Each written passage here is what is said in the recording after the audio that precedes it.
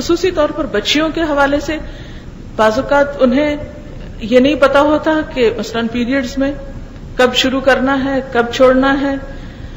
بعض اوقات ہم یہ سوچتے ہیں کہ جی 7 دن سے پہلے تو پاک نہیں ہوتے, 7 دن کے روزے چھوٹ گئے. نہیں, اگر آپ 5 دن میں پاک ہو گئے ہیں تو 2 دن کے روزے آپ کو رکھنے ہوں گے.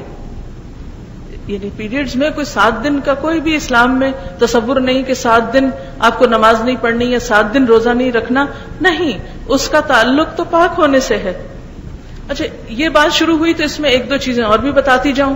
ہمارے ہاں یہ بھی ایک بات بہت مشہور ہے کہ اگر 12 بجے کے قریب روزہ ختم ہو جائے یعنی پیریڈ شروع ہو جائے تو ایسی صورت میں شام تک روزہ پورا کرو, کچھ کھاؤ پیو نہیں, کھانے پینے نہیں دیتے.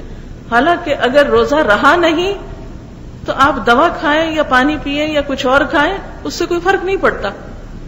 اسی طرح اگر افطار سے 5 منٹ 10 منٹ پہلے پیریڈ شروع ہو گئے تو اس میں روزہ ختم ہو جاتا ہے. بعض لوگ کہتے ہیں نہیں بس وہ 5 منٹ ہی تو رہتے تھے اس لیے وہ روزہ پورا ہو گیا. نہیں, آپ کو ثواب مل گیا انشاءاللہ سارا دن جو آپ نے روزہ رکھا, لیکن اس روزے کی قضا رکھنی ہوگی.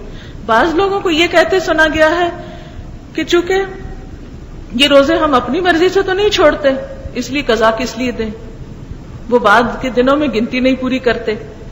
بہت سی ینگ گرلز رمضان میں روزے چھوڑ دیتی ہیں عذر کی وجہ سے اور بعد میں روزے پورے نہیں کرتی. نہیں, صحیح احادیث سے یہ بات ثابت ہے. حضرت عائشہ رضی اللہ تعالی عنہا کی روایت سے پتہ چلتا ہے کہ ہم نماز کی قضا تو نہیں دیتی تھی لیکن روزے کی قضا دیتی تھی.